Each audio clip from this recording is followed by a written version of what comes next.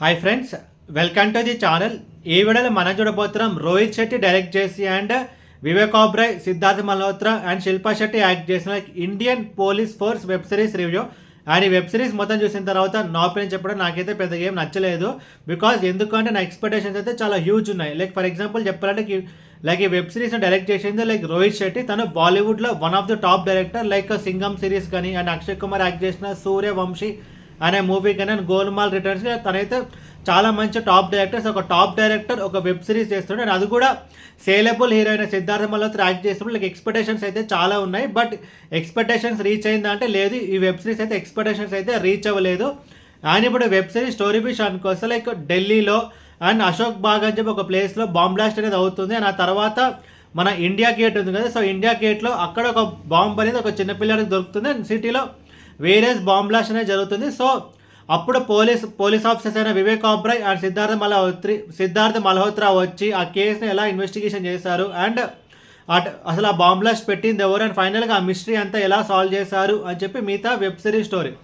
ముందుగా ఈ web series positives గురించి మాట్లాడుకుంటే like casting, like Siddharth Malhotra కానీ, వివేక్ ఓబ్రాయ్ కానీ, ముఖేష్ రుషి కానీ అండ్ శిల్పా శెట్టి కానీ, లైక్ ఇలా చాలా మంచి యాక్టర్స్ అయితే ఈ వెబ్ సిరీస్లో అయితే ఉన్నారు.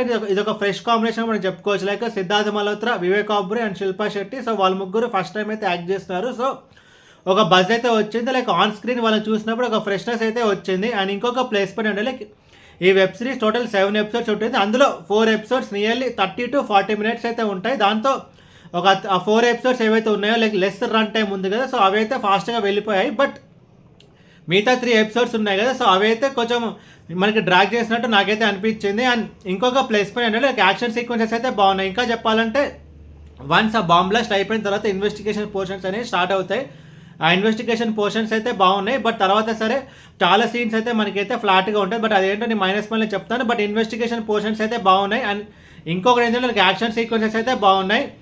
అండ్ టెక్నికల్ డిపార్ట్మెంట్స్ విషయానికి వస్తే లైక్ ప్రొడక్షన్ వాల్యూస్ బాగుంది. లైక్ అదే డిఫరెంట్ లొకేషన్స్ అయితే జరుగుతుంది. సో ఆ లొకేషన్ చూపించిన విధానం అయితే బాగుంది. అండ్ బ్యాక్గ్రౌండ్ స్కోర్ బాగుంది అండ్ సినిమాటోగ్రఫీ బాగుంది. And special mention to background score. ఎందుకంటే లైక్ ఆ బాంబ్ బ్లాస్ట్ జరిగేటప్పుడు ఆ టెన్షన్ బీజిఎం ఏదైతే ఉందో అది వరకు కొట్టే దాని బాంబ్ బ్లాస్ట్ అయిపోయిన తర్వాత ఒక సింపతి బీజిఎం అయితే వస్తుంది. సో అండ్ అది కూడా బాగానే ఉంది. యాక్టర్స్ పర్ఫార్మెన్స్కి వస్తే లైక్ సిద్ధార్థ్ మల్హోత్రా కానీ, వివేక్ ఓబ్రాయ్ కానీ, శిల్పా శెట్టి కానీ, ముఖేష్ రుషి కానీ ఈచ్ అండ్ ఎవరీ పర్సన్ వాళ్ళ రోల్స్ తగ్గట్టు బాగానే చేస్తారు.